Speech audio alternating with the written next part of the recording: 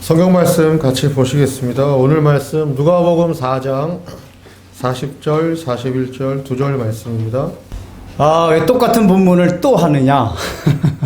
짧은 거 가지고 제 생각 같아서 이 오늘 읽은 본문 가지고 1년 하고 싶은데 오늘로 저기 이제 마무리는 하겠습니다. 제가 지난 시간에 이 40절, 41절을 읽으면서 그 예수님이 손 위에 머리를 얹고, 말이 이상한, 뭐지? 머리 위에 손을 얹고 하시는 그 행동에 나타난 의미를 살펴봤잖아요. 거기서 중점적으로 살펴봤던 게 뭐였었죠? 성육신의 의미였었어요. 첫 번째, 성육신. 제가 똥통 얘기도 하면서 여러 가지 얘기했잖아요. 예언 잘 기억나죠? 하여간 그 예수님이 손을 얹는다는 그 의미 속에 가장 우리가 초점을 맞추게 성육신. 성육신은 건 뭐냐? 보이지 않는 하나님의 사랑을 우리가 피부에 와닿게 느끼게 하는 분으로서 예수님이 오셨고, 그것 때문에 성육신 하셨다. 인성을 입은 중요한 이유가 그거예요. 잠깐 사람들은 예수님의 양성이나 인성이나 신성이다 할 때 그 속성, 인성의 속성이 그럼 뭐 감정적인 거냐, 지성이냐 이런 거 따지는데, 초점은 그런 데 있는 게 아니라 하나님의 사랑을 우리의 가슴에 피부에 와닿게 하기 위해서 입으신 게 인성이다, 성육신이다. 여기 일단 초점을 맞춰야 됩니다. 이제 그걸 했습니다. 그 이제 두 번째 의미에서 언급만 하고 끝났습니다. 두 번째 의미에 뭐가 있다고 했죠? 비효율성. 그 세 번째, 작은 자, 적은 자를 소중히 여기는 마음. 이거에 대해 얘기했어요. 그래서 이제 제가 그 비효율성과 작은 자, 적은 자를 소중히 여긴 예수님의 마음, 그거에 대해서 오늘 본문 통해서 이제 살펴보고자 합니다. 이제 효율성에 대한 얘기가 나왔기 때문에 우리는 보통 오늘날 효율성을 많이 강조하는 시대 속에서 살아가고 있습니다. 오늘날뿐만 아니라 인류 역사 오래 계속 효율성은 강조되어 왔습니다. 효율성이라는 게 뭡니까? 자기가 노력한 대가에 대비해가지고 많은 양의 결과물을 얻어내는 성질이나 기능을 우리가 효율성이라고 합니다. 효율성이 왜 필요하게 되었을까요?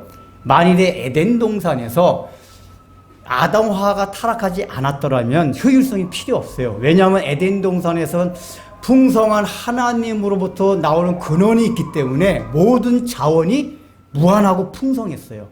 효율성이라는 그 전제 조건이 뭐죠?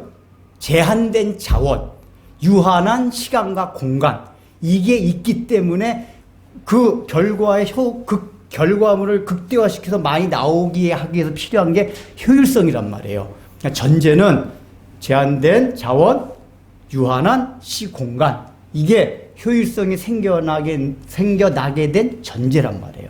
근데 이 인류가 타락한 이후에 늘 제한된 그런 자원 속에서 살아왔기 때문에 인류는 늘 효율성을 추구할 수밖에 없었어요. 인류의 역사를 다른 말로 하면은 뭐로 말이냐? 효율성 증대의 과정이다 라고 사실은 우리가 말할 수가 있어요. 왜냐하면은 인류가 발전시켜온 학문, 기술, 문화, 모든 것들이 살 분석하고 따지고 보면 사실은 제한된 자원을, 제한된 시간을 마음껏 최대한 누리게 하기 위해서 발전된 게 학문, 기술, 과학, 문화란 말이에요.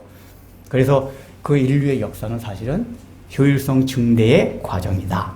그래서 지금도 한 개인이나 또는 국가나 사회나 모든 직장 같은 모든 집단들은 각 영역에서 재무나 시간, 기술, 모든 분야에 있어서 제한된 그런 것들을 가지고 최대한의 효과와 결과물을 내기 위해서, 극대화시키기 위해서 효용성을 굉장히 강조하면서 살아갑니다. 우리 모두는 그런 사회 속에서 살아가기 때문에 그런 데 익숙해요. 어떻게 하는 것이 효율적이냐, 효용성이 있느냐. 특별히 요즘은 양자 컴퓨터나 AI 같은 게 발명이 돼가지고 더욱더 우리의 삶이 굉장히 효율적으로 되어 있습니다. 근데 이렇게 효율성이 막 엄청 극대화된 시대 속에서 또 어떤 말이 들리냐면은 효율성의 모순, 효율성의 아이러니, 이런 말을 또 우리가 들을 수가 있어. 여러분 그런 거 들어본 적 있어요? 효율성의 모순이나 효율성의 아이러니? 이게 무슨 얘기냐면은 예를 들면 이런 거예요. 그 AI가 조금 말하는 AI가 효율성을 극대화시켰다고 얘기했잖아요. 근데 그 AI가 반대로 굉장히 효율성에 있어서 급락시키는 일이 일어난다 그 얘기예요. 이게 무슨 얘기냐? 회사에서 어떤 사람이 보고서를 써야 돼요. 근데 이 사람이 아직 문과적인 재능이 없어가지고 글 쓰는 재능, 글 정리하는 재능이 전혀 없어요. 그러니까 보고서를 너무 힘들어요. 거의 못 써요. 그 정리하는 능력도 없고. 아, 근데 이게 챗 GPT라는 게 있잖아요. 그걸로 해가지고 주제를 딱 집어넣으면 몇 번이면 그냥 기가 막힌 것들이 나온대요. 근데 자기가 그걸 조금만 정리하고 가다듬고 해서 보고하면 아주 효율적인 보고서가 나온다는 거예요. 그러면은 일단은 자기가 낸 보고서 분야에서 있어서만큼은 굉장히 효율성이 아주 극대화된 거예요. 근데 이제 어떤 문제가 발생하느냐. 이 사람은 원래 타고나기를 그 문과적인 재능이 없던 사람이에요. 그러니까 그런 일에 있어서는 자기 자신 자체는 아주 효율적이 못한 사람이에요. 그런 일을 하는 데 있어서. 이런 사람은 자기가 삶을 살아가면서 자기 존재 자체가 효율성을 높이기 위해서는 그쪽 방면으로 노력을 해야 된단 말이에요. 노력을. 그러니까, 그 보고서 쓸 때 자기가 책도 좀 많이 보고, 그 정리도 해보고, 그걸 또 글로도 표현하고, 이런 걸 그러니까 그걸 자기 개발이라고 한단 말이에요. 그렇게 자기 개발을 함으로써 자기 존재에 대한 가치가 올라가고 자기 존재 자체에 대한 효율성이 증대가 되는 거란 말이에요. 근데 보고서 한 분야에서는 효율성이 증대가 되는데 자기 자신 존재에 대한 효용성은 더 낮아지는 거란 말이에요. 이해되시죠? 그래서 이게 되는 거예요. 또 한 예는 코로나 우리 19가 한창일 때 어떤 일이 발생했냐면은 제조 공장들이 많이 멈췄잖아요. 오프라인에서 이제 일을 못하니까. 그래서 부품 조달이 어려워가지고 그 이후에 우리 막 자동차 같은 것도 막 1년 넘어서 기다려서 받아야 되고 그것뿐만 아니라 여러 가지 분야에서 그런 어려운 일이 많이 나타났어요. 그런 일이 왜 일어난지 아세요? 그러니까 기업에서 이제 효율성을 얘기할 때 분야가 있잖아요. 재무, 기술, 노동, 시간. 여러 가지 분야에서 이제 효율성을 해가지고 이제 그게 이제 경영학에서 그걸 배운단 말이에요. 근데 이제 재무 분야에서 효율성을 높이기 위해서 강조하는 게 있어요. 뭐냐? 재고를 하나도 없이 하라. 이게 이제 경영학에서 재무론 쪽에서 기초가 되는 이 내용이에요. 왜냐? 재고가 쌓이게 되면은 돈의 회전이 안 된단 말이에요. 기업은 목표가 이윤을 빨리 내야 되기 때문에 계속해서 돈의 회전이 빨라야 돼요. 그러려면 재고가 없어야 돼요. 그래서 여러분 우리가 이렇게 가끔 박앤세일 해가지고 막 그냥 원가로 팝니다. 왜 그럽니까? 손익분기점만 넘으면 기업에서는 빨리 재고를 처분해가지고 돈으로 환산을 시켜서 회전을 시켜야지만이 그의 기업 가치가 올라가고 사업하기 좋은 거란 말이에요. 즉 재무에 있어서의 효율성의 극대화가 되는 거예요. 그래서 그 효율성에 충실한 기업과 공장들은 재고를 싹 없앴는데 갑자기 공장에서 일을 못 해가지고 가동이 안 되는 거예요. 생산이 안 돼요. 근데 그때 대박난 공장들이 있대요. 그 효율성대로 안 해가지고 재고가 쌓이게 만든 거예요. 재고가 쌓이다 보니까 그때 코로나 그때 다른 데서는 재고 쌓인 게 없고 못 만들고 아무도 없는데 여기서 막 비싼 값으로 재고 쌓였던 걸 막 팔아가지고 엄청난 수익을 챙겼대요. 이런 데서 그래서 이 사람들이 하는 얘기가 그거예요. 효율성이라는 것도 절대적 진리가 아니구나. 어떤 상황이 됐을 때는 이게 우리에게 모순으로 다가오는구나. 그러니까 아까 재고 같은 경우도 효율성의 퍼센트 비율이 높아지면 높아질수록 수익의 비율이 점점 낮아지는 이상한 경험을 한 거란 말이에요. 그래서 효율성 자체도 우리가 다시 한번 여기에 밝은 면과 어두운 면에 대해서 재구할 필요가 있다는 것에 대해서 학자들과 사람들이 생각하기 시작했어요. 자, 그렇다면은 그런 효율성이라는 문제가 우리 교회 안에서 하나님의 나라를 세워가는 데 있어서 어떤 영향을 끼칠 것인가? 예를 들면 우리는 일반 사회 속에서 살아가고 있기 때문에 그 효율성을 극대화시키는 습관이나 사고방식이 굉장히 익숙해 있습니다. 그래서 교회에서 일을 할 때도 모든 걸 효율적인 것으로 다 맞춰서 합니다. 그런데 그렇게 하다 보면은 우리도 모르게 하나님 나라를 세워가는 데 있어서 어떤 잘못된 영향을 끼치는 경우도 있어요. 그래서 어쨌든 이 우리가 사회에서 살아가면서 익숙해진 그 효율성 사고 방식과 습관들이 교회 안에서 그대로 적용될 때 어떤 영향에 대해서 면밀히 좀 살펴봐야 돼요. 일단은 그 오늘 본문이 그 사실에 대해서 어떤 단초를 제공해 줍니다. 근데 본문을 들어가기 전에 여러분이 생각할 때는 성경이 말하는 바는 효율성에 대해서 어떻게 생각할까요? 일단은 부정적일까요? 긍정적일까요? 부정적입니다. 여기 우리 통밥으로 충분히 나오죠. 제가 질문 딱 하니까 이런 거 국어 실력 좋다고 합니다. 국어 웬만하면 통밥으로 해서 맞추는 게 많이 있어요. 이게 딱 보면은 공부하지 않아도. 왜냐? 일단은 아까 효율성이라는 게 왜 생겨났다 그랬죠? 전제가? 자원의 제한된 자원, 유한한 시간과 공간. 이것 때문에 효율성을 추구하게 됐단 말이에요. 근데 교회에서 말하고자 하는 거, 성경에서 말하고자 하는 거 뭐죠? 하나님의 나라란 말이에요. 근데 하나님의 나라는 하나님이 다스리는 것이기 때문에 자원이 제한되어 있습니까? 풍성합니까? 하나님의 나라는 그 자원이 끊이지 아니하고 영원히 목마르지 아니하고 풍성한 영원한 자원이 있는 곳, 시공간조차도 영원한 그것이 하나님의 나라란 말이에요. 그러니까 그 하나님의 나라의 속성을 생각한다면 효율성에는 필요가 없어요.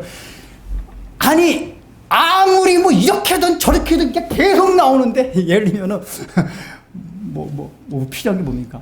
계속 나오고 시간도 영원한데 시간도 효율성을 따지니까 탁탁탁 짜게 해가지고 막 이렇게 했는데 영원한 시간 게을러서 맨날 누워있어 똑같아요.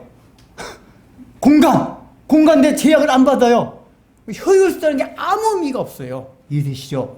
그러니까 일단은 하나님의 나라의 속성을 생각하면은 효율성이 필요가 없어요. 그러나 우리가 하나님의 나라를 세워가지만 이 교회라는 것도 유형교회란 말이에요.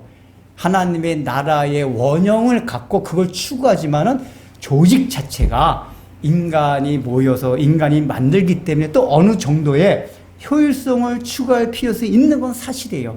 그러나 어디까지 도대체 효율성을 추구해야 되고 또 어디까지 그것을 끌어내야 되느냐, 이런 걸 우리가 이제 성경을 통해서 추적해 봐야 된다, 그 얘기예요. 이제 본문 들어가 봅시다. 자, 오늘 본문을 보면은 지난 시간에 한 행동, 예수님께서 환자들과 귀신 들린 자들에게 안수했던 그것과 오늘 41절에 어떤 내용이 나오죠? 안수했더니 귀신들이 나가면서 소리를 질러요. 뭐라고 소리를 지르죠? 당신은 하나님의 아들입니다. 이렇게 얘기를 해요. 그때 예수님이 뭐라고 반응합니까? 맞다! 이러십니까? 아니죠. 다른 성경 보면 꾸짖다. 꾸짖어 잠잠하라 그래요. 못하게 해요. 자, 그러면 지금 이 40절, 42절에 나오는 예수님의 행위가 두 가지입니다. 환자들에게 일일이 손을 얹고 안수하는 것. 두 번째는 귀신들이 사람에게서 나가면서 마지막으로 당신은 하나님의 아들입니다 얘기하는 거 할 때 얘기하지 마라! 라고 꾸짖는 거, 두 가지예요. 그럼 이 두 가지 행위에 담겨 있는 게 뭐냐, 그 얘기예요. 자, 첫 번째, 이걸 얘기하기 전에 우리가 효율성이라는 거 얘기할 때 효율성에 담겨 있는 두 가지 중요한 요소가 있어요. 이게 뭘까요? 목표지향적이고 결과지향적이에요. 이 효율성이라는 건 목표지향적, 결과지향. 목표나 결과 비슷한데 뭐가 다르냐면은 목표는 지향하는 바고 결과는 그 지향하는 바가 가시적으로 나타난 현상을 결과라고 그래요. 비슷하긴 하지만은. 그러면은 목표지향적이고 결과지향적인데 이게 없으면 없을수록 비효율적이 되는 거예요. 자, 그러면 그 효율성의 요소에 비추어 봤을 때 예수님의 한 행동을 비춰봅시다. 첫 번째 한 행동. 일일이 손을 얹고 기도했다고 했잖아요. 그러면은 거기에는 지난 시간에 말씀드렸잖아요. 이 안수에서 기도한다는 거 잠깐 딱 한다는 게 아니라 그 사람의 내면을 살피면서 어떤 쓴뿌리가 있나 얘기해가면서 인격적인 교감이 있게 한 기도라고 그랬잖아요. 그 시간이 많이 걸린다는 얘기예요. 그러면 분명히 예수님은 그 상태에서 자신의 능력으로 거기에 몇십 명이 모였던 몇백 명이 모였던 한꺼번에 일시에 환자들을 치유하고 귀신 들린 자를 내쫓을 수 있었어요. 그게 목표 지향적 결과 지향제라면 가장 효율적인 거예요. 얘들아 다 모여! 모든 질병은 낫고 귀신들은 나갈지어다. 아멘! 끝! 효율성이 극대화예요. 근데 일일이 그날 온 사람이 한 50명 가정이시다. 근데 예수님이 일일이 손을 얹고 얘기하면서 인격적인 교감을 막 해가면서 하니까 6명뿐이 못했어요. 몇 시간 했는데도. 그러면 그게 얼마나 비효율적이에요. 그 두 번째, 귀신들이 나가면서 당신이 하나님의 아들입니다. 자, 여기서도 예수님이 이 땅에 오신 목적이 뭐죠? 하나님의 나라를 세우시기에 오셨어요. 첫 번째도 마찬가지, 두 번째 행동에서 하나님의 나라를 세우시는 게 목표예요. 목표. 그러면 이 목표 지향적이라면 그 결과가 나오도록 해야 되는데, 이제 첫 번째 행동에서는 이 결과가 뭐냐면은 하나님의 나라가 세워질 때 일어나는 현상 중에 하나가 구약에 예언된 게 많은 질병 걸린 자들이 낫고 귀신들이 내쫓김을 당하고 이게 하나의 결과물이란 말이에요. 근데 두 번째 41절에 나온 행동에서 나타난 결과는 뭐냐? 예수님께서 하나님의 아들이심을 믿고 고백하는 일들이 많아지는 게 하나님의 나라를 세워가는 일이란 말이에요. 결과물이 그러니까 40절하고 42절을 다른 거예요. 목표는 똑같은데? 이해되시죠? 그러면은 이 결과에 대해서 야, 하나님의 나라를 세우기 위해서 이제 예수님이 지금 안 그래도 예수님 다른 공간복음에 보면은 제자들이 당신이 하나님의 아들임을 모를 때 막 답답해하고 막 한탄하시는 모습이 나와요. 그 차원에서 생각한다면은 이거는 지금 귀신은 반대편에 있는 쪽 인격체잖아요. 예수님 편이 아니란 말이에요. 하나님 편이. 예수님을 대적하는 쪽이란 말이에요. 근데 그 대적하는 쪽이 당신은 하나님의 아들입니다. 야, 이거는 예수님이 하나님의 아들임을 증거하기에 가장 좋은 절호의 찬스란 말이에요. 안 그래요? 예수님 편 쪽에서 얘기를 하면은 들을까 말까 이러는데 반대편에서 사탄 쪽에서 당신은 하나님의 아들입니다 라고 얘기를 하면은 많은 사람들이 예수님이 하나님의 아들이심을 믿고 받아들일 수 있는 상황이 된단 말이에요. 그러면 얼마나 그 목표 지점에 가깝게 이룰 수가 있어요. 아주 효율성이 극대화될 수 있는 게 바로 이 귀신들이 예수님 보고 하나님의 아들입니다 이 얘기한 거란 말이에요. 그러면 그래 맞다 너도 나를 증거하는구나 이렇게 얘기하시면 얼마나 오늘날 우리도 귀신이 누가 무당이 얘기하면 그럴듯하잖아요. 제가 그때 얘기했듯이 우리 소사 이모님이 점쟁이한테 가가지고 야 너 예수 믿어가지고 저기 예수 신이 센 신이라고. 예수 신이 진짜 센 신.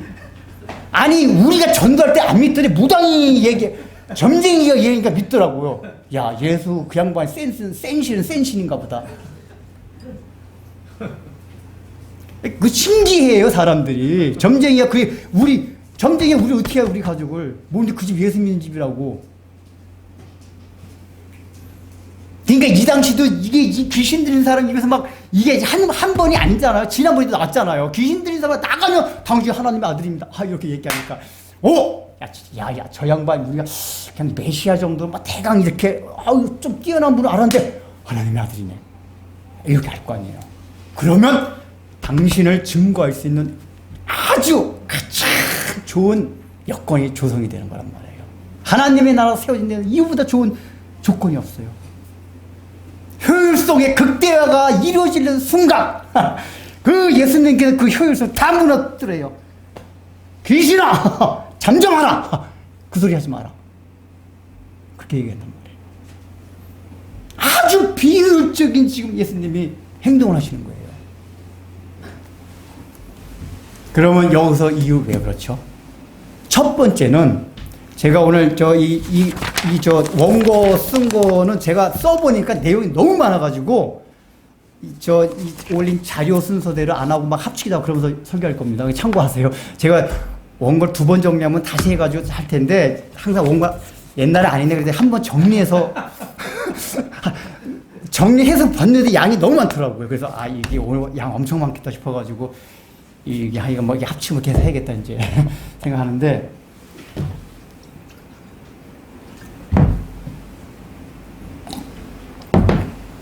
그래서 예수님의 첫 번째 행동, 두 번째 합쳐서 얘기하겠습니다.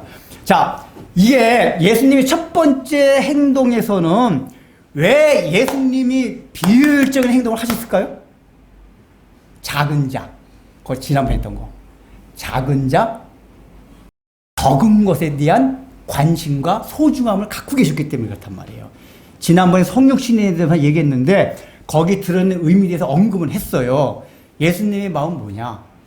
사람 지극히 작은 한 사람 한 사람을 소중히 여기셨다 그렇단 말이에요. 근데 이런 원리는 그거를 확장하면 어디까지 퍼지냐? 그 대상을 사람이 아닌 모든 사물에 적용을 시키면은 작은 사건, 적은 일, 숫자가 작은 거, 또 크기가 작은 거, 이런 것들도 귀하고 소중하게 보시는 분이 예수님이다 그 얘기예요. 그게 하나님 나라의 원리다 그 얘기예요.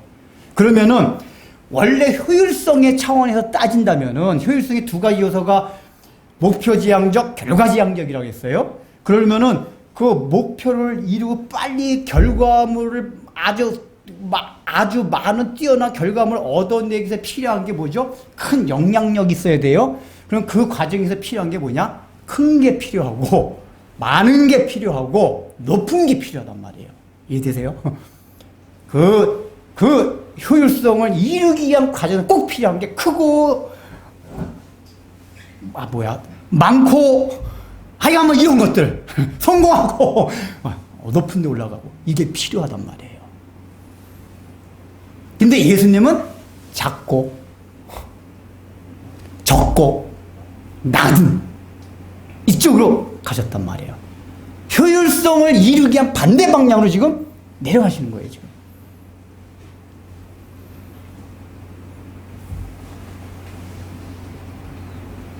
그리고 여기 귀신 들린 자들이 내쫓을 때 여기서 예수님 왜 이렇게 했을 것 같아요? 이게 일단 비효율적이에요. 근데 왜 이게 비효율적인 행동을 하셨을까요? 자, 봅시다. 지금 귀신 들린 자들이 많은 사람이 예수를 믿을 거 아니에요? 거기 모여있던 사람, 저분이 하나님의 아들이구나. 예수님 영접했다고 가정을 해요. 근데 그 당시에 사람들이 갖고 있던 메시아관, 하나님의 아들관이 뭐였죠? 저분을 통해서 우리가 이 땅에서 영화를 누려보자. 이게 그 사람들이 갖고 있던 메시아관, 하나님의 아들에 대한 생각이었단 말이에요. 그래서 더군다나 귀신이 이렇게 딱 얘기를 하면 귀신이 갖고 있던 게 사고방식이 뭐였었죠? 몇 주 전에 했었죠. 분명히 귀신은 예수님이 하나님의 아들임을 알았어요. 근데 귀신이 표현할 때 절대 주님이라고 표현하지 않습니다. 하나님의 아들이요 그래요. 주님이라고 표현하지 않아요. 왜냐? 주님으로 받아들이지 않아요. 하나님의 아들인 걸 알겠는데 당신이 나와 무슨 상관이 있나이까? 기억나세요? 당신이 우리와 무슨 상관이 있나이까? 내가 당신이 하나님의 아들인 줄 알지만 내 삶에 관여하지 마세요. 나는 내 마음대로 삽니다. 이거란 말이에요. 즉 귀신이 가진 신앙관이 그거예요.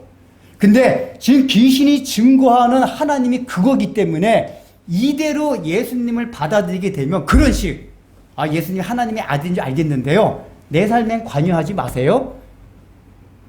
나의 주님은 아닙니다. 나 당신의 종 아니에요. 당신 말대로 하지 않을 겁니다. 나는 하나님의 아들이라 내 마음대로 삽니다.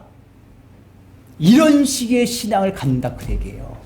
근데 이렇게 신앙을 갖게 되면은 예수 믿고 구원을 받아도 더욱더 하나님의 나라와는 상관없을 뿐 아니라 오히려 하나님의 나라의 흠집을 내고 하나님의 나라를 무너뜨리는 일에 쓰임받게 돼요. 추후하겠지만. 그래서 아예 그런 쪽으로는 신앙을 못 갖게 하려고 귀신들이 증거하는 예수님을 못 받아들이게 한 거란 말이에요. 실제 그 전에 그런 일이 있었어요. 저 들은 얘기거든요. 제가 본 건 아니고. 어느 목사님한테 누가 상담하러 왔대요. 자기 이제 예수 믿겠다고. 그래서 이 목사님이 어떻게 해서 예수 믿게 됐냐고 과정을 보니까 원래 무당을 맨날 찾아다녔는데 어느 무당을 가니까 무당들이 참 당신은 교회를 다니고 예수 믿어야 복을 받는다고 그러더래요. 이 사람이 복 받는다는 얘기 때문에 교회를 찾아왔다고 그랬대요. 그때 목사님이 어떻게 말씀하셨을 것 같아요? 혼냈대요. 아니 여기 그 무당이 말한 예수 없다고. 그 하나님 없습니다. 나가세요. 그랬대요. 이 사람이 얼떨떨하고 아니 교회까지 찾아왔는데 이렇게 했는데 그래서 뭐야? 그래서 딱 나가는데 딱 나가려고 하니까 다시 목사님 잠깐 다 들어오세요 그러더래요. 들어오니까 그 무당이 말한 그 예수 하나님 없고요. 이제부터 성경에 말한 우리가 믿는 하나님 예수님을 말씀드리겠습니다. 그렇게 전도를 해가지고 그걸 전도했다는 거예요. 그 목사님이 말씀하신 의도를 알겠어요? 이 사람이 지금 예수 믿어 오기는 왔는데 왜 믿게 됐냐? 딱 무당이 말했는데 이 사람은 딱 그냥 복 받으려는 거예요. 복. 그래서 그 예수는 없다. 그 하나님 없다. 이렇게 지금 목사 얘기하고 성경에 말한 예수님 십자가에 우리를 위해서 죽으러 오시고 단순하게 복을 받는 게 아니라 우리가 하나님의 예수를 믿었으니까 이제는 우리도 희생하고 십자가를 지고 하나님의 형상을 닮아가야 된다. 이런 신앙에 의해서 얘기해 줬다. 이 예수를 믿어라. 그 무당이 말한 예수는 막는다. 가! 예수님이 그거란 말이 이해되세요? 지금 귀신들이 구할 때 그 얘기를 한 거예요.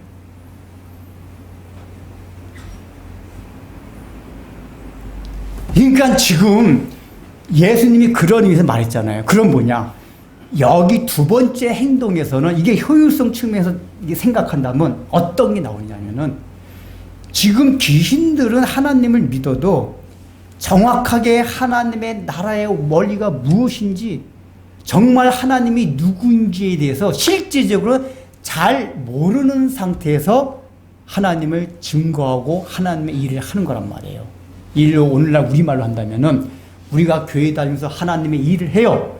근데 정말 하나님의 일이 무엇인지 하나님의 속성이 무엇인지 하나님에 대한 지식 정확하게 없이 하나님의 일을 한다 그 얘기예요. 그러면 두 번째 행동에 해당된다 그 얘기예요. 예. 그리고 첫 번째 하나 행동 이게 작은 자 적은 자 이걸 소중히 여겼다 했잖아요. 근데 여러분 보세요. 우리가 개인적인 삶 가운데 그런 것들이 있어요. 효율성을 우리가 추구하다 보니까 내가 개인의 삶에서도 나 하나님께 영광 돌리고 싶다. 제가 개척 때부터 내내 강조했던 것. 우리가 한국교회, 미국교회에서 누누이 일반적으로 많이 듣던 얘기들. 하나님의 영광을 위해서 높은 자리로 올라가라. 사장대 말단 사원이 되는 건 사장이 되는 게 얼마나 복음을 증거하기 좋냐. 많이 하잖아요. 이게 뭐죠? 영향력을 크게 끼치기 위한 복음 증거하기 위한 효율성 증대 차원에서 얘기하는 거란 말이에요. 근데 잘 생각해봐요. 자, 맞아요. 사장이 돼서 예수를 믿고 복음 증거하면은 영향력이 큰 건 사실이에요. 밑에 사원들, 우리 아침부터 큐티하고 합시다. 속으로는 불만이 있다 해서 사장이 하는 얘기니까 얘기를 해요. 그래서 숫자적으로는 예를 들면 말단 사원이 사장님 예수 믿으시죠? 그 확률보다는 사장이 많은 사원들한테 야 교회 다니까 너 교회 다니자? 그러면 숫자적으로 확률적으로 확실히 교회 나올 확률이 많아져요. 영향력이 크다는 건 사실이에요. 근데 영향력이 크다고 해서 실제 복음 자체의 기독교적 영향은 큰 거지만은 복음 자체의 영향이 커지는 건 아니라 그 얘기예요. 우리가 그걸 늘 주의해야 돼요. 왜냐하면 예수님이 하신 방식은 늘 작은 자, 적은 거 이런 걸 통해서 하나님께서 일해 오셨어요. 왜요? 인간의 능력이 나타나지 아니하게. 예를 들면 사장이 해서 우리 그래요. 야, 내가 뭐 공부도 잘하고 뭐 하여간 뭐 건강하고 막 좋은 직장 들어가고 뭐 대통령이 되고 다 국회의원이 됐어요. 그래서 복음을 전해요. 그러면 의윤중의 사람들은 뭘 보냐? 그 사람 안에 있는 예수 그리스도를 보는 게 아니라 그 사람의 외형에 있는 대통령, 국회의원, 사장 이걸 바라보고 예수 믿게 된다니까요. 그러면 아까 귀신이 말한 그 신앙관으로 들어가게 된다 그 얘기예요. 실제적으로 복음은 그게 아닌데, 야, 우리 잘난 사장, 대통령이 믿는 거 보니까 영향력은 큰데 원래 성경이 말한 그 하나님의 속성, 하나님의 나라의 원리에 입각해서 예수님을 받아들이는 게 아니냐 그 얘기예요. 로마 제국이 그랬잖아요. 로마 제국이 국교되기 이전에는 소수의 서민들, 노예들만 믿었어요. 그러니까 영향력이라는 건 끼칠 수가 없었어요. 실제로 영향이, 기독교적 영향이 커진 거는 콘스탄틴 대제가 기독교를 공인하고 테오도시 황제가 로마를 국교로 딱 정한 다음 이후부터 그때는 전 유럽의 로마 제국 내 기독교적 영향권이 아주 강해졌어요. 반대로 복음의 능력은 점점 사라졌어요. 여러분, 기독교적 영향은 커졌는데 복음의 능력은 점점 사라졌어요. 왜요? 그때부터 사람들은 예수를 믿는다는 게 국교로 정하니까 세례 안 받으면 관료로 나갈 수가 없었대요. 그때 로마 제국에서. 그러니까 너도 나도 세례를 받아야만 해요. 그러니까 오늘날 유럽은 적어도 문화는 다 기독교 문화잖아요. 그런 영향이 있어요. 그러나 유럽에 복음의 능력이 있습니까? 없어요. 우리 개인적인 삶도 마찬가지란 말이에요. 그게 인류 역사 가운데도 있었지만 개인적으로도 그렇게 내가 높은 자리에 돈을 많이 벌고 영향력을 끼칠 수 있는 직업도 그렇잖아. 야, 우리 어릴 때 그런 얘기 무지하게 많이 들었어요. 야, 직업도 기왕이면 복음을 증거할 수 있는 효율적인 직업 가져라. 그래, 늘 듣던 게 의사, 교사, 교수, 뭐 잘 꼽는 직업도 있어요. 사람을 많이 상대로 하면서 의사 같은 거 얼마나 좋냐? 아, 그게 틀린 말은 아니, 좋아요. 근데 그것만이 아니라 다른 것들 똑같이 복음을 증거할 수 있는 자리가 있어요. 근데 이제 우리가 제가 가끔가다 이제 예와 이게 실제 그런 이석기 때 잠깐 그 얘기 나오는데 그 전에 물레동에서 그 용접 저 철공소에서 맨날 용접하는 그 형제는 이런 성격을 늘 고민했었어요. 나는 만나는 사람도 없고 그때는 5일 근무도 없어. 토요일까지 깨까지는 맨날 일하는 게 용접봉만 바라보고 튀기는 것처럼 맨날 철만 바라보는데 난 언제 복음 증거하고 진짜 고민했었어요. 하나님의 일을 언제 하는가? 그 직업적으로 보면 효율성을 따진다면 그런 직업까지면 안 돼요. 사람 많이 만나고 말도 할 수 있고 그 저쪽에서 내 얘기를 들어줄 수 있는. 그래서 우리는 그런 쪽을 선호하게 돼요. 근데 그건 우리 생각일 뿐이에요.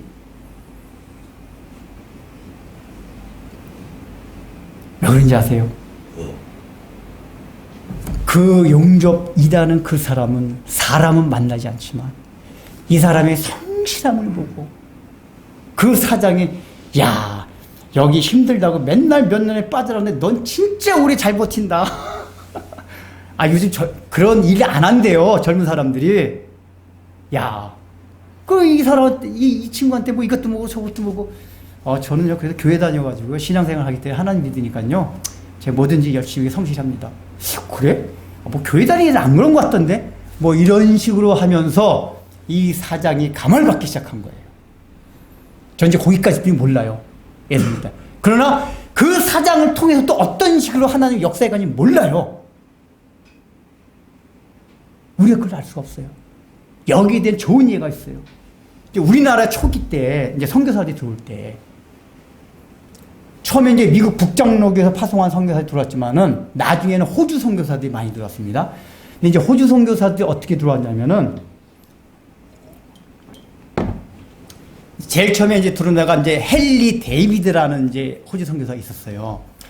이 사람이 원래는 이제 선교사로 하지 않다가 어느 집회 갔다 은혜를 받아가지고 원래 이제 에딘버러에서 유학하고 온 사람인데 이제 다시 신학을 해가지고 목사님도 받고 인도로 그 당시에 이제 호주 쪽에서 미국도 그렇고 호주도 그렇고 막 인도 중국에 선교를 많이 갔었어요.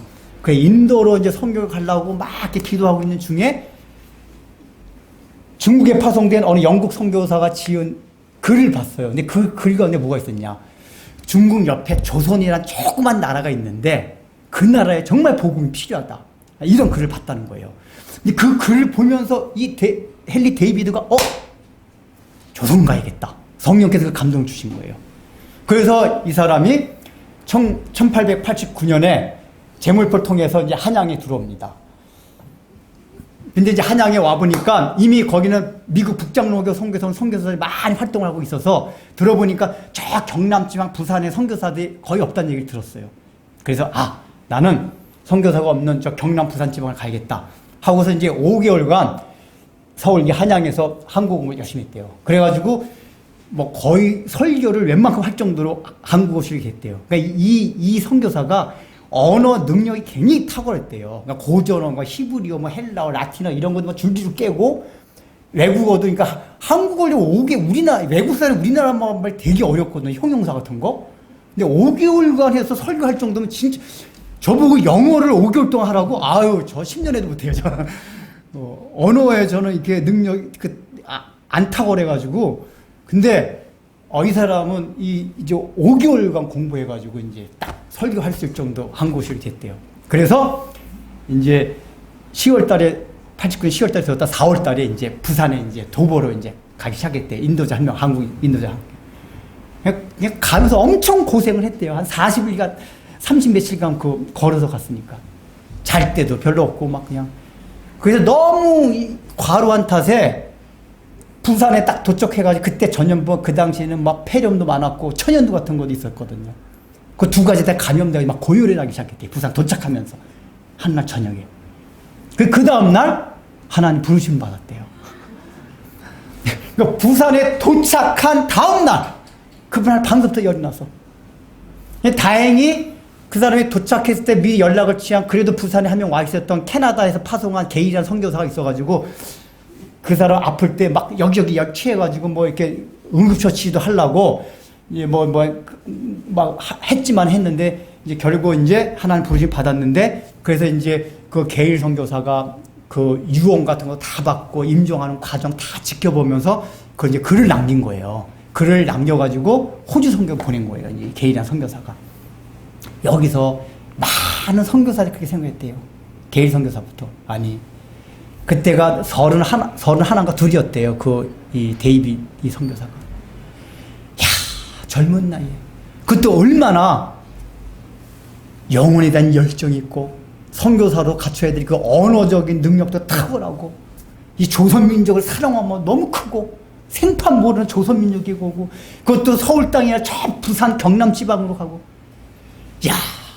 하나님 참 아까운 인재 하나 놓치셨다. 보통 그렇게 생각. 아니 이런 사람을 통해서 하나님의 일을 하지 않고 이런 사람 어떻게 부산에 도착하자마자 그 다음날 이럴 수가 있는가. 인간적인 생각은 다 저겨야 돼요. 하나님이 얼마나 비효율적인 분이세요. 그걸 생각하면 효율적이라면 그런 사람을 써야죠. 그런 사람을. 근데 데려가신 게 하나님의 뜻이란 말이에요. 이딴 걸 하나님 무시하게 비효율적이라는 얘기예요. 근데 어떤 일이 일어났느냐, 그 뒤에. 이제 호주 선교부에서 그 임종을 지켜보고 있던 게일 선교사의 그 보고서를 딱 받았잖아요. 그거 보고 나서 호주 선교는 사실 조선이라는 나라도 모르는 사람 태반이었대요. 근데 그걸 딱 데이비드의 죽음을 통해서 이제 호주 장로교회 선교부가 가야 할 건 조선이다. 그게 아예 선교부의 방침이 됐다는 거예요. 그 원래는 인도 막 이런 쪽으로 막 중국 이런 데 많이 보내다가 호주 장로교회 선교부가 재정의 70%를 조선 땅에 파송하는데 막 할애해서 보냈다는 거예요. 그때부터 데이비드 선교사 부산으로 갔기 때문에 부산 경남 지방 주로 호주 선교사들이 다 부산 경남 지방으로 막 이제 서울 쪽은 많이 있으니까 와서 막 했다는 거예요. 이제. 그래가지고 어떤 열매들이 맺어졌나. 이 호주 장로교의 특징이 어떤 특징이냐면 이 사람들이 스코틀랜드 장로교의 후예들이에요. 근데 스코틀랜드 장로교는 또 어떠냐? 청교도의 후예들이에요. 청교도. 이 사람들이 가진 신앙관이 청교도적 개혁신앙, 이게 아주 강했던 사람들이 호주 선교사들이에요. 그러니까 그래서 부산 경남을 중심으로 해가지고 이 호주 선교사의 신앙관을 받아서 청교도적 개혁신앙들, 특별히 이 스코틀랜드 신앙, 여러분 예전에 주일날 나는 주일엔 뛰지 않는다, 그 기억나세요? 주일날 올림픽 나가서 뛰지 않는 사람? 난 주일날 일 안 한다고? 그게 에릭인가 이름이 그네. 그 에릭이 스코틀랜드 장로교인이에요. 근데 그런 그런 거 철저하게, 그 다음에 막 순교자적인 이런 신앙관을 가졌던 게 스코틀랜드 장로교인들이었는데, 이게 이제 호주 장로교도 왔고, 우리나라 경남, 부산 지방을 중심으로 이렇게 딱 신앙이 심어진 거예요. 그래서 태동이 된 게 고신측 교단이에요. 고신측. 고신측이 어떤 교단입니까?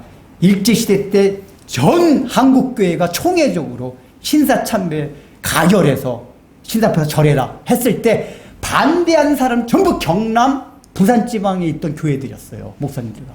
그게 훗날 고신측이 돼요. 그리고 우리가 잘 아는 손양원 목사님, 주기철 목사님 다 그쪽 출신들이에요. 거기서 막 순교자적인 신앙.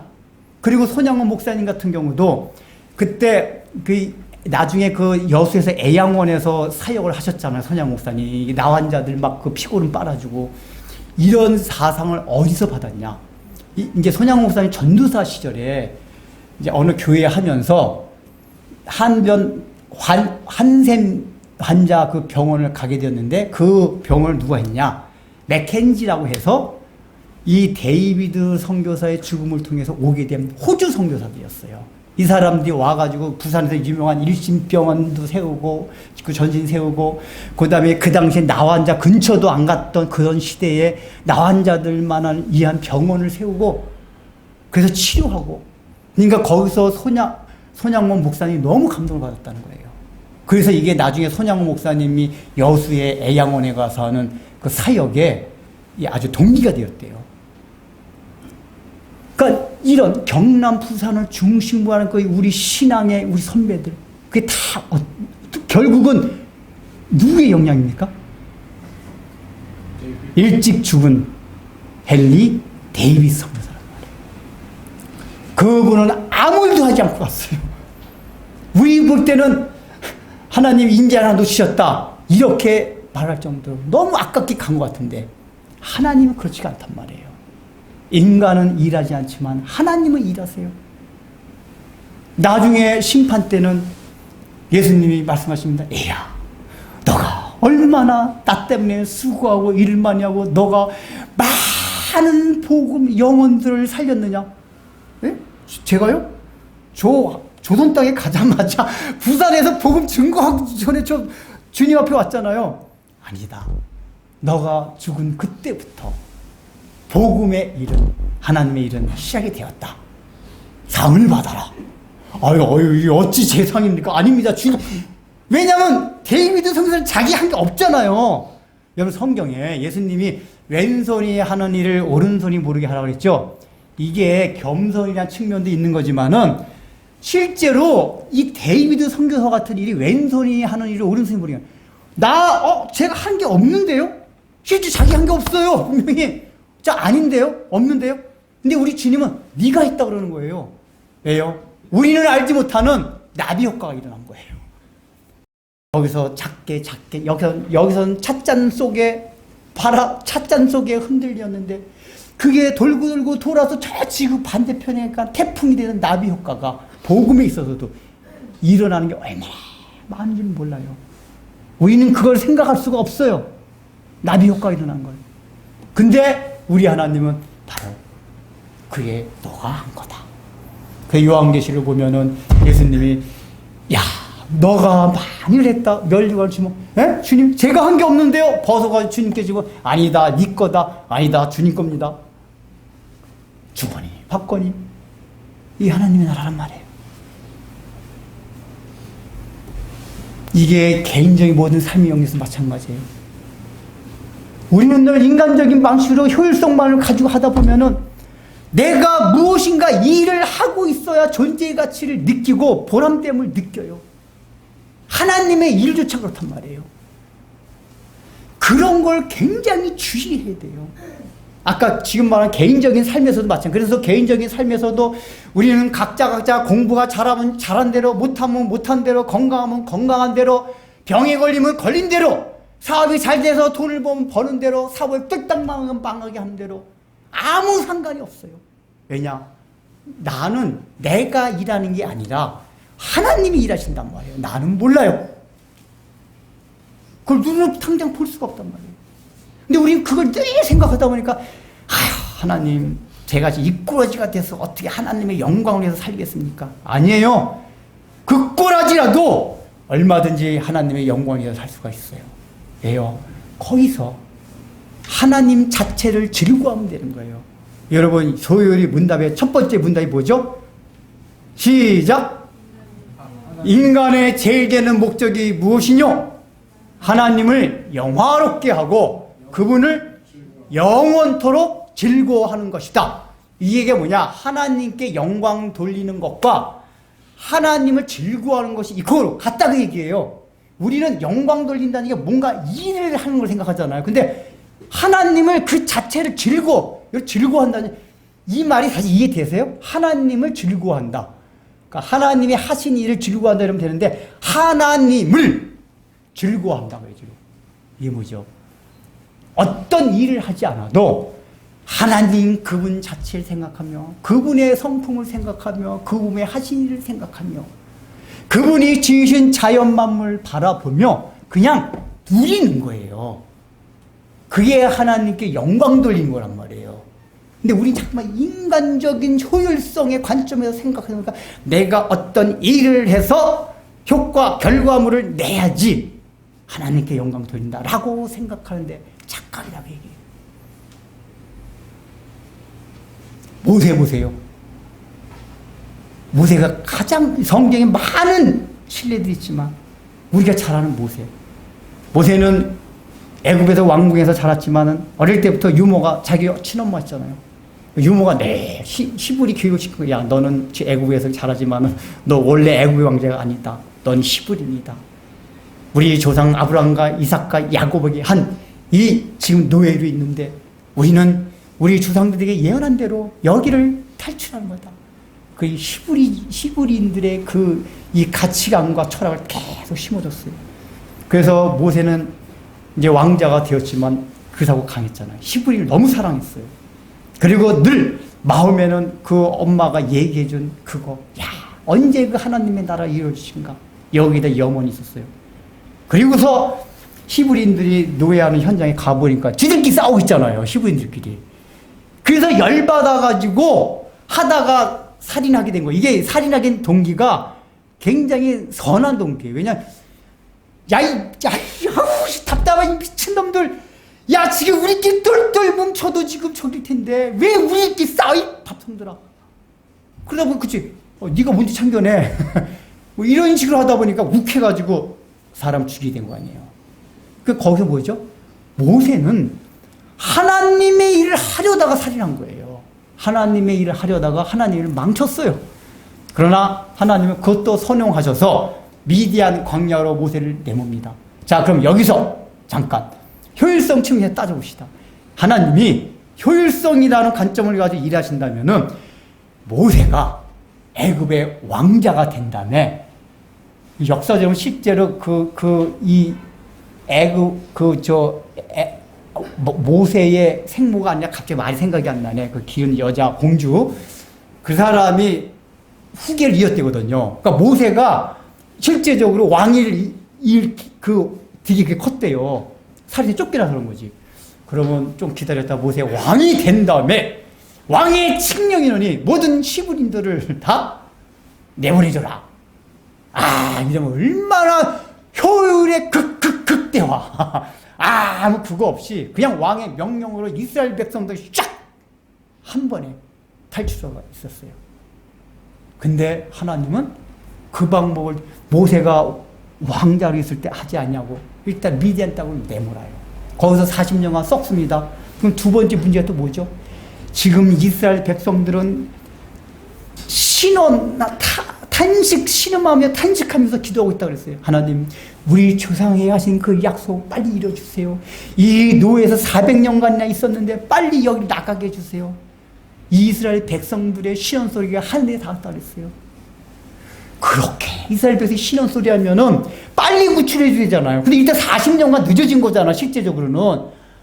아니, 이거 얼마나 비효율적인 얘기야. 지금 신음하고 있는 사람은 40년간 더 지금 신음하고 있는데, 우리 생각에서 그렇잖아. 아니, 하나님 빨리 이루셔야죠. 40년 더 저 백성들이 신음하고 있는데, 우리가, 아니, 하나님! 아니, 저 백성들이 신음하고 있잖아요. 하나님 맞아요? 우리 이런다니까요. 베드로가 그랬잖아요. 고넬료한테 전도하러 가라 그러니까 환상을 보여줬잖아요. 구약에 그만 막 율법의 음식을 탁 보제사에 내려보내 먹으라. 베드로가 어떻게 했죠? 어이 주님, 이거 어떻게 먹나니까? 아니, 내가 먹으라고 했잖아. 내가 아니, 내가 먹으라고 했잖아. 아이 주님, 무슨 얘기입니까? 여러분, 이게 아이러니인데 지금 베드로는 왜 아니라고 그러죠? 그게 하나님을 사랑하는 마음 때문에 율법을 사랑한 거예요. 율법에 명하게 먹지 말라고 했단 말이에요. 그러니까 먹지 말라고 한 하나님이 지금 먹으라고 해요. 그러니까 베드로가 무슨 얘기입니까? 하나님 맞아요? 하나님이잖아. 근데 이거 왜 먹으라고 해요? 이런 식의 오해를 보네요. 지금 40년간 저기 하고 있잖아요. 네가 하나님 해라. 우리 생각은 그래요. 하나님 일 안 하세요? 우리 그런다니까요. 하나님 일 안 하세요? 이 베드로의 얘기도 그렇고 이 모세가 하는 얘기도 그런 거예요. 하나님 보고 하나님 일 안 하시냐고 따져요, 우리가.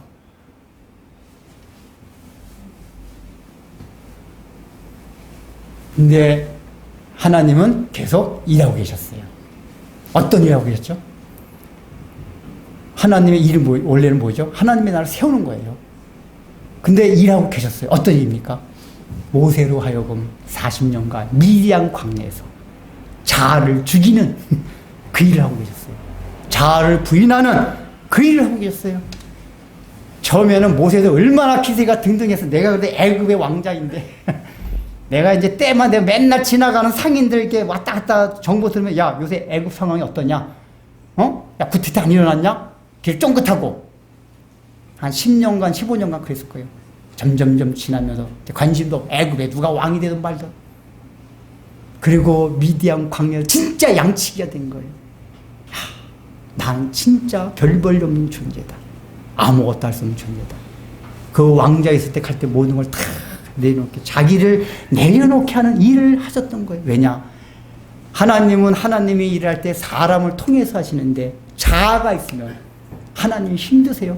따진다 뭐 베드로같이. 아니, 따져요. 그게 자아가 있어서 그런 거예요. 그래서 모세는 거기서 자아를 죽이는 훈련, 이게 하나님 편에서 볼 때는 하나님의 일이었어요. 그리고 하나님께서 마지막 40년이 지난 후 저 떨기나무에서 불이 붙게나 오게 하잖아요. 마지막에 뭐라고 명령하죠? 내 신발을 벗으라. 내 신발을 벗으라. 마지막 신발을 벗어 마지막 자를 내려놓게 하는 거예요. 그 마지막 자가 뭔지 아세요? 모세가 여기까지 인정이 됐어요. 하나님, 제가 어떻게 그런 일을 합니까? 저는 그런 일을 할 수 있는 존재가 아닙니다. 라고 얘기를 해요. 상당히 자아가 부인되고 잘 내려놨어요. 근데 하나님이 안다. 너 별거 아니고 아무것도 아닌 존재인데 내가 너와 함께하고 내가 일을 할 거니까 너는 가서 전하기만 하라. 라고 하나님 말씀하셨어요. 근데 계속 모세가 안 된다니까요, 저는. 내가 하라고 하잖아. 너는 안 돼. 능력이네. 내가 능력 준다니까. 안 된다니까요, 저는. 이게 마지막 자아였어요. 마지막 자아였어요. 그러니까 내가 아무것도 아닌 존재라는 거를 깨닫는 것까지 아주 큰 자예요. 근데 마지막 난 조그만 자가 뭐였냐? 그러니까 저 하나님이 안 한다니까요. 저 못해요. 제 능력이 어디 있다고요. 저 맨날 해봐야 싸우기만 한다니까요. 저니까 안 해요. 너 신발을 벗으라. 마지막 차를 내려놓으라 그 얘기예요. 이게 제가 가끔가다 말하는 인간은 자기가 옳다고 생각하는 것까지도 다 내려놔야지 자아가 완전히 부인되는 거예요. 모세가 그 마지막 차를 벗은 거예요. 그러니까 하나님이 출애굽기 때문에 하나 화를 내. 하나님 전체를 화낸다는 표현이 안 나오는데 모세가 계속 웃겨요. 하나님 좀 안 된다니까요. 하나님 노하신다고 그랬어요. 노하셨어요. 마지막 잘게 이렇게 했어요. 그리고 보내세요. 그렇게 하나님 일하셨습니다. 이게 얼마나 비효율적이. 아까 말하는 결과 지향적, 목표 지향적 볼 때 목표가 너무 늦어져요. 빨리빨리 이뤄야 되는데 그 목표 40년이나 벌써 늦어졌네요.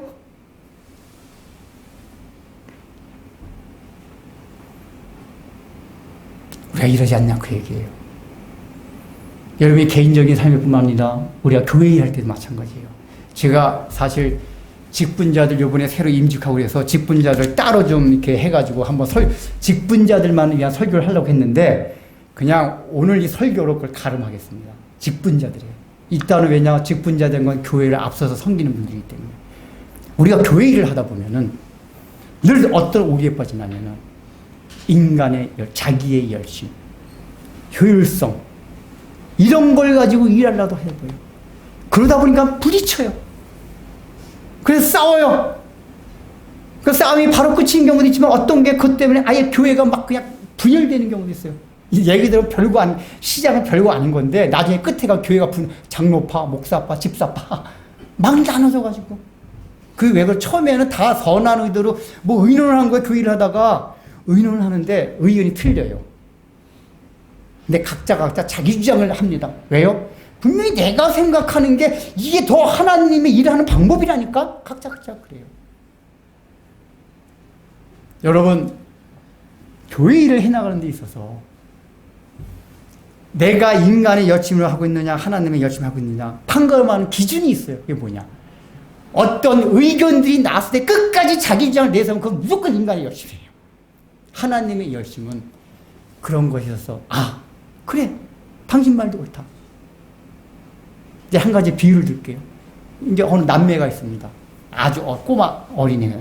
이놈들이 가끔다 그런 경우 있잖아. 애들이 아빠, 엄마, 오늘 내가 김치찌개 만들어줄게. 고사리 손으로 막 그런 때가 있었죠. 까꿍이는 없었어요. 쟤는 뭐 그런 거 없어.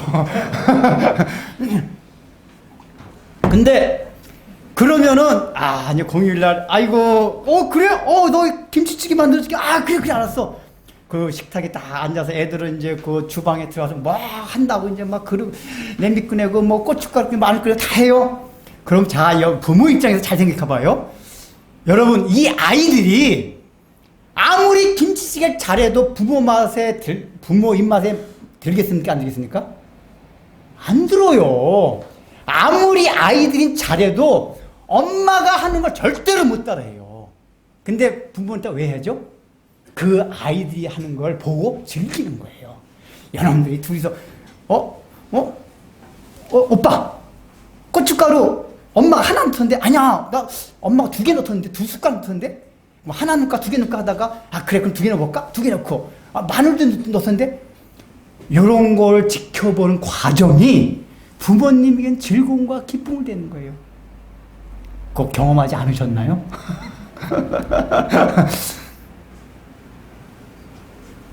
그리고 부모가 시켜보니까 요놈들이 평상시 막 서로 잘 싸운단 말이에요.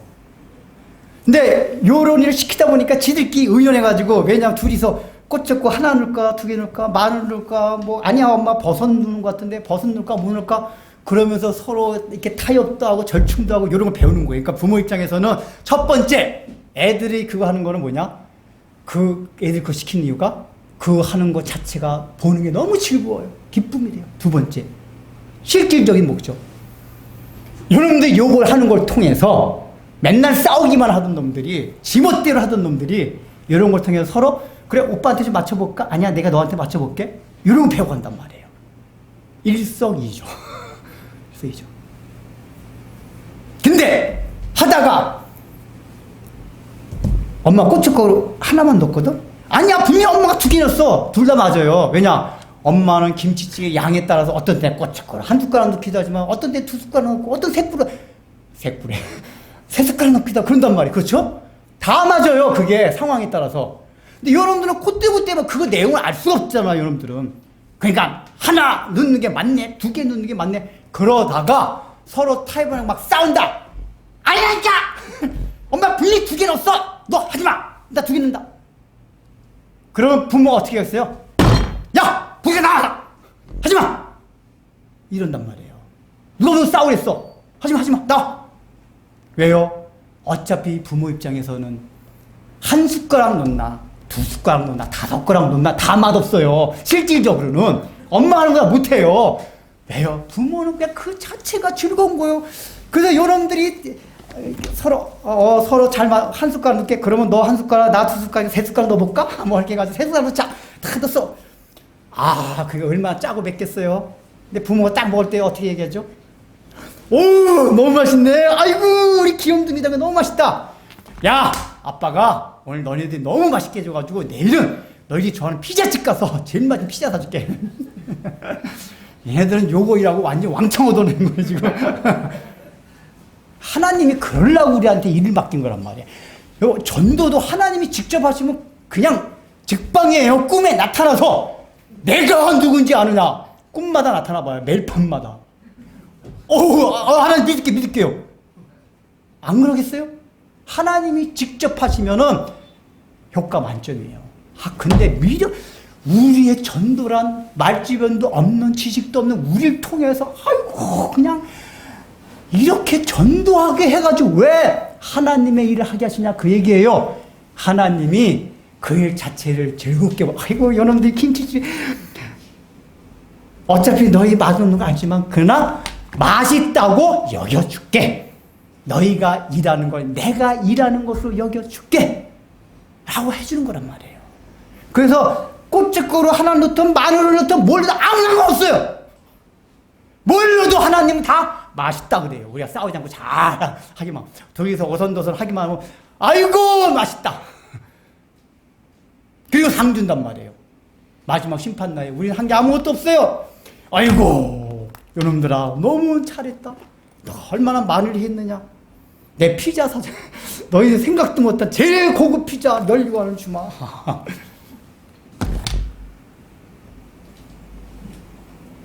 여러분이 직분자들 이거는 명심해서 들으셔야 돼요.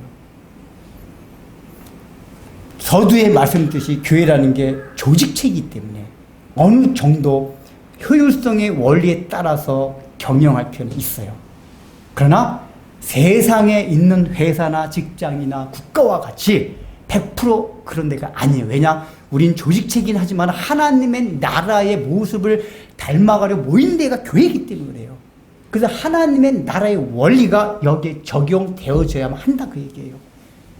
그러기 위해서는 우리는 때때로는 비효율적인 방법이어서 결과가 당장 나타나지 않고 눈에 보이지 않고 속도도 더디고 야 이게 하나님 일 하는 거 맞죠?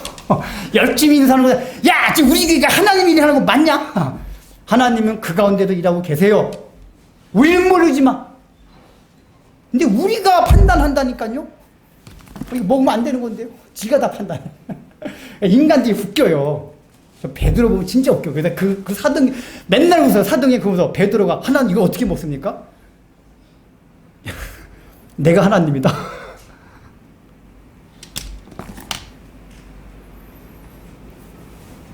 그러니까 하나님을 이해한다고 하면서 인간의 열심히 앞설 때 베드로 같은 꼴이 난다 그 얘기예요. 베드로 같은 꼴. 그래서 여러분 그거를 접어둬야 돼요. 그리고 제가 누누이 얘기하는 거지만 아까 권사님 기도할 때 그런 거지만 우리가 죄직회 회의라거나 의논하거나 서로 교회에서 토론할 때 그냥 모든 건 물 흘러가듯이 참 되는 거예요. 이렇게 하던 저렇게 하던 우리는 하나님의 일을 못하는 존재들이에요. 인간은 어느 누구도 하나님의 일을 할 수 없는 자들이에요. 여러분 우리의 모습을 바라보세요. 얼마나 추하고 악하고 부족한가. 하나님 어떻게 거룩한 하나님을 해요? 못해요. 하나님이 그저 그렇게 한다고 여겨주시는 것 뿐이에요. 그럼 여겨주시는 거에 감사해서 이렇든 저렇든 각자 고춧가루 한 숟가락, 두 숟가락, 세 숟가락, 한꺼번에 다섯 가루를 하던 그렇게 하자.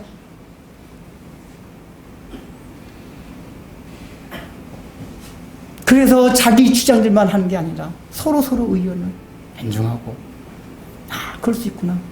왜냐? 그 넣는 방법엔 절대 진리가 없어요. 우리 자체가 일을 할 수 없는 존재이기 때문에. 그 개인적인 삶의 시간이 많이 지나가. 그냥 이거 여러분 카톡이 있나? 마지막 결론 및 적용. 그만 읽고 시간이 너무 많이 지났네 지금. 진짜 한다고 해도 저기네. 자, 결론 및 적용 봅시다. 예, 결론 및 적용. 자, 문제 전까지만 같이 읽겠습니다. 시작. 하나님 나라는 효율성을 추구하지 않는다. 왜냐하면 하나님 나라는 자원이 제한된 곳이 아니요 모든 자원이 무한히 끊임없이 흘러나오는 곳이기 때문이다. 둘째, 하나님 나라의 원리는 목표를 향하면서도 과정을 즐기고 성과가 나타나지 않는 가운데 보람을 느낀다. 사람이 할 수 있는 일은 하나님의 일이 아니다. 사람이 할 수 없는 일이 하나님의 일이다. 따라서 우리는 하나님의 일을 할 수 없다. 하나님의 일은 하나님이 하신다. 다만 우리를 통해서 하시는 것뿐이다. 그 통로가 되기 위하여 우리는 자아를 편히 비우고 내려놓아야만 한다. 하나님께서 편히 일하실 수 있도록. 아멘.